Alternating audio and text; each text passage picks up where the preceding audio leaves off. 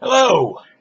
This video was sparked by looking at two videos by Jeff Berwick, and this is kind of a reply. Hold on a second. There's something popping up on my screen that I've got to look at here. I don't know what the hell this is doing. Oh, what the fuck? Anyway, I hope this is still recording. I don't know what that was about. Anyway, so, generally, this video is going to be sort of a reply to Jeff Berwick, but I believe that other people can also benefit from it. And there's something you mentioned, Jeff, in one of your, your second video. You talked about now you're doing meditation, you're doing fasting, you're doing cleansing, you have a vegan diet and all that's good. And you got off your diet for about a week, and or maybe longer. You didn't specify how long. But you got out of your good routine for about a week, maybe two, however long it was while you were on your trip in Europe. And then you discovered that you went back into your old cycle of depression, etc., for a short time. And that's when you made the first video, where you were thinking about giving it all up and running away to the woods or something like that. And, that is a common reaction. And there are people who have done that. And there are organized people who have done that. And they are called monks. And they shut themselves off from the world, shut themselves off from society, and go up in the mountains of the Himalayas and meditate all day, except and garden. They usually have gardens that they attend, and they work in the garden, and then go in for an hour of meditation and eating their vegetarian food and all that. And that lifestyle is advantageous to some of those people, because some of them are living 400 years or longer. And that is a verified fact that, in fact, you can look up a video by Greg Braden where he talks about this. And there's other mentions. And there's also I don't know if it's real or not, but there is a 3-part, or is it 4-part book about the the Masters of the Far East, I believe is what it's called. It's been a long time since I read it, but it's a very interesting read. Very interesting read if you decide that you want to look at it. But in any event, these people have made that choice. They've cut themselves off from the world and are living a life, basically as you were describing, and meditating and chanting and all that. And yes, that extends life quite a bit. And it's not uncommon for some of these monks to live 400 years or longer. Because you see, when you engage in that lifestyle, you extend your life. And I believe the meditation practices have a lot to do with it. In fact, I have a couple of podcasts on meditation, and if I have the time, etc., I will put a link to that podcast in the below this video. I'll put a link to those podcasts. And also, while I'm mentioning it, I did a great deal of sungazing myself. Back about 5 years ago, I was doing sun gazing for about 6 months or so, but I was not following the correct procedure. And I believe that the fact that I was not following the correct procedure is one of the reasons that I had a leg amputation. About 5 years ago, I had a leg amputated, and I believe that doing the sun gazing in an improper way may be a contributing factor. I don't have any proof on that, and I'll never know that for sure, but due to, I live in Costa Rica, and due to the situation that I'm in here, where I'm living and all that, it just is not possible to, you can't find, or it's very difficult to find, an area in the city where you can walk barefoot, without grass or anything else, because you're supposed to walk barefoot on the bare earth while you're doing the sun gazing. And what I was doing instead is I was wearing shoes. And I believe that actually was making it so that I didn't make a complete circuit. Because one of the objects of this is you make a complete circuit between the sun and the earth with your body in between. And it's just like, you become like a conduit.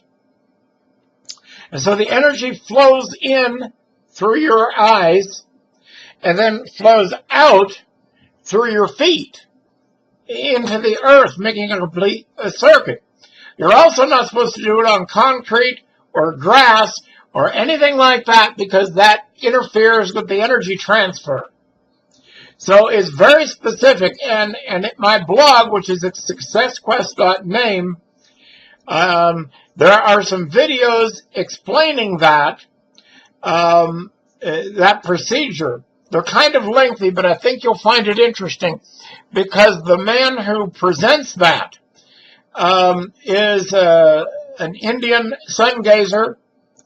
He doesn't eat, he doesn't drink, and he just, he's been doing this for years, and he looks a lot younger than his age, and the sun gazing has done a lot. And he describes how the sun gazing, one of the things that it does is clears out the garbage in your mind. And it also heals the physical problems that you might have. And finally, when you get to the end of the process, it's your choice. You can decide either to keep on eating or not. But just a natural part of the process is that you are not as hungry. And in some people, the hunger completely disappears and you just forget about eating for the most part. So it's a very, very, very high spiritual experience. And but you need to look at the sun either in the late afternoon like you were doing, or in the early morning around sunrise when you first start this practice. And I went through this myself, and I did it according to the instructions which I give on that blog. The instructions that are given there, and that is the safest way to do it. So, yes, in the beginning, you need to confine it to just around sunrise, like maybe about an hour or so around sunrise, and another hour or so around sunset. And those are the prime hours, especially when you're starting out. So it is a great process, and but what I found eventually is I was able to go out around noon and look at the sun for an extended period of time. And it gave me a tremendous burst of energy. It did, and it clarified my mind. And there was a point where I had insights into a past life of mine, and I'm not going to go into that right now. I had insights suddenly into a past life of mine, and it helped me to understand a lot of things. And so it really is something that I recommend. I wish I could do it, but I'm not in a position right now to do it properly. And I decided that if I cannot do it right by walking barefoot on the bare earth, you can also walk barefoot on a sandy beach. That'll work too. And but if I can't do that, and because of my circumstances right now, I'm not able to, because I'm kind of stuck in the city of San Jose in Costa Rica. And so in the city, there's very few opportunities, let alone, being able to look at the sun. That becomes problematic too sometimes. So anyway, but I highly recommend it. It's something I would still be doing if I could. In fact, I did try to start this again, but there was a little bit of soil or something around the house here, etc. And all I got from my trouble was a foot infection, because apparently there was something impure in the soil, and it gave me a foot infection. And so I just had to break it off at that point. And of course, right now, because of my situation, the ideal thing to do would be to just sit in a chair and do it. And that would be fine, to sit in a chair and do it.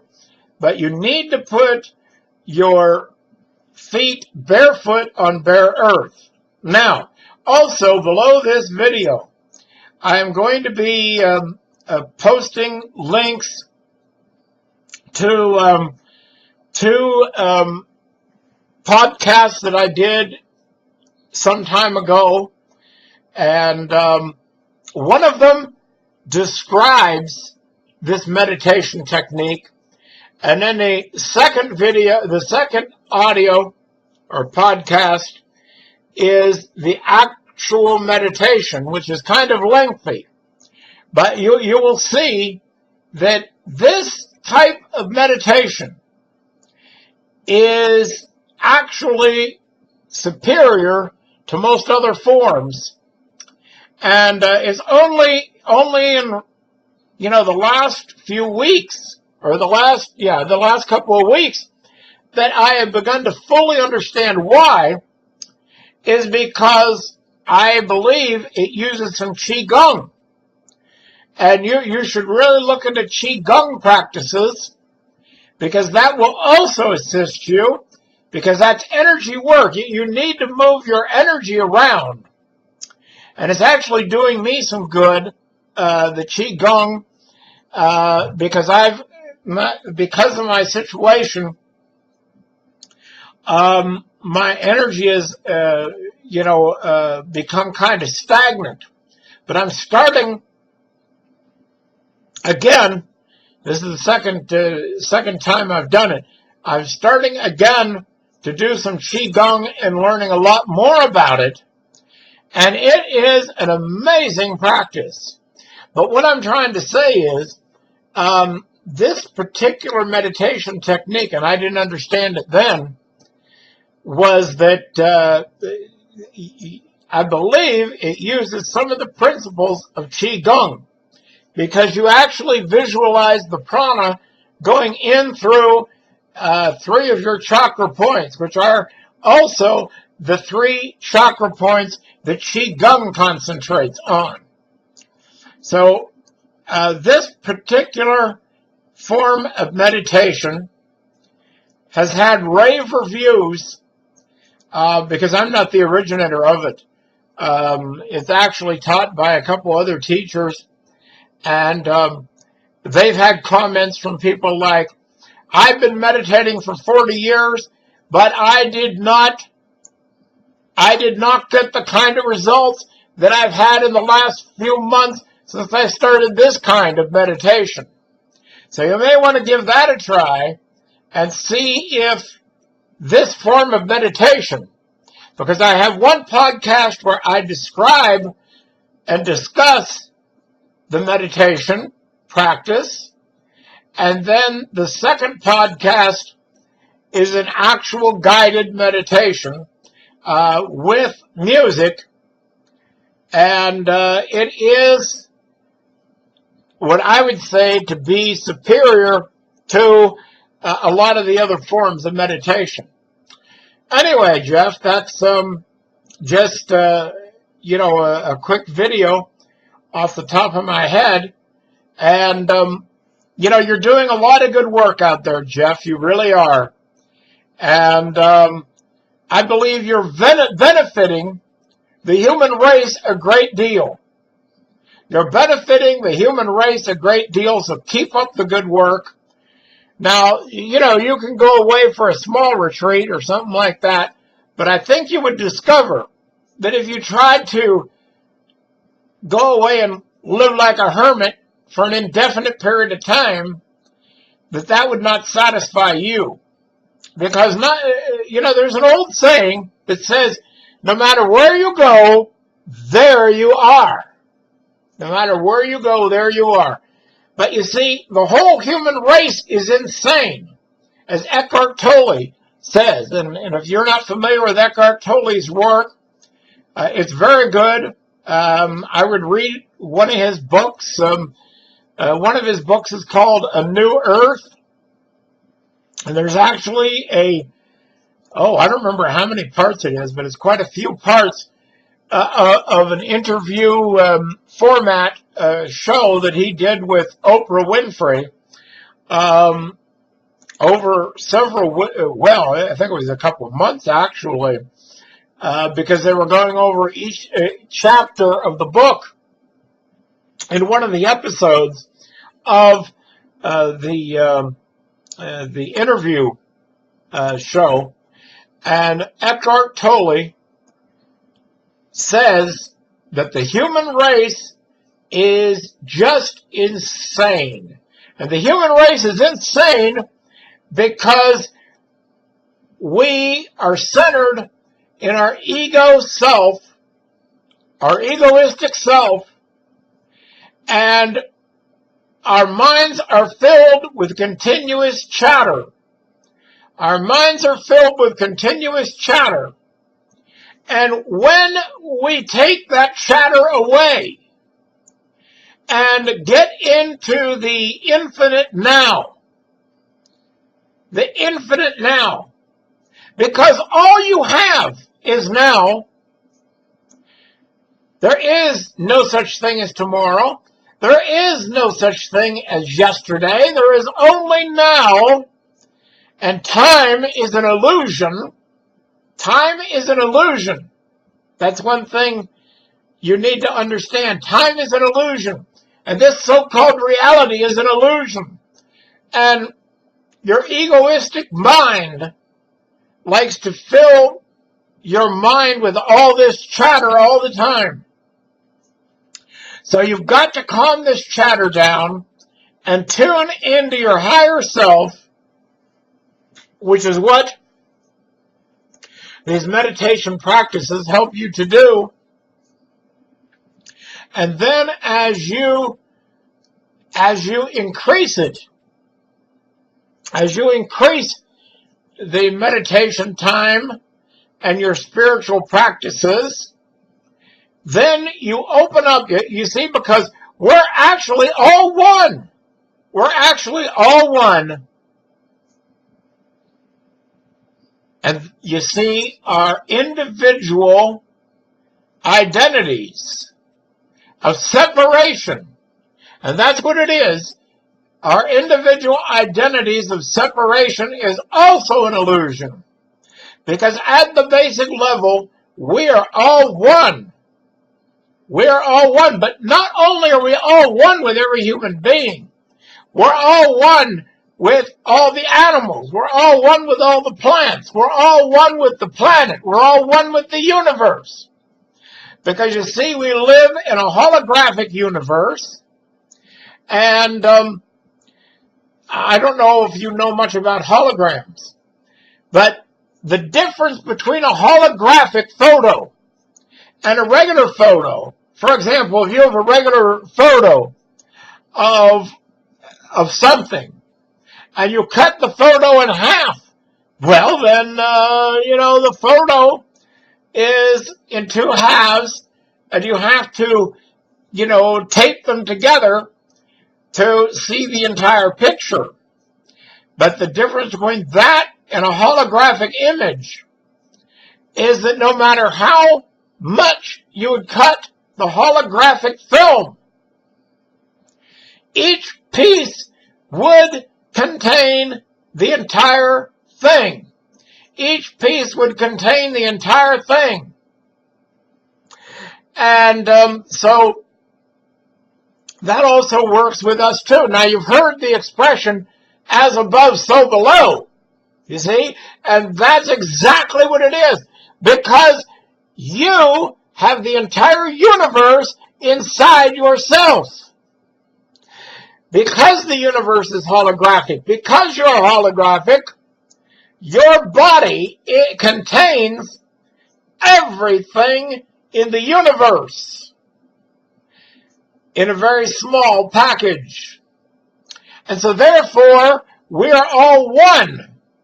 We are all one at a very fundamental level, because each of us contains all the others.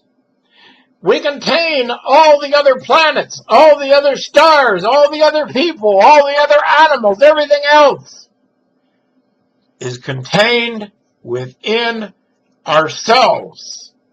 Now, I don't know if you've been exposed to those ideas, but that is, something, you really need to wrap your head around. There's a very good book that was written in the 1990s called The Holographic Universe that goes into this in great detail.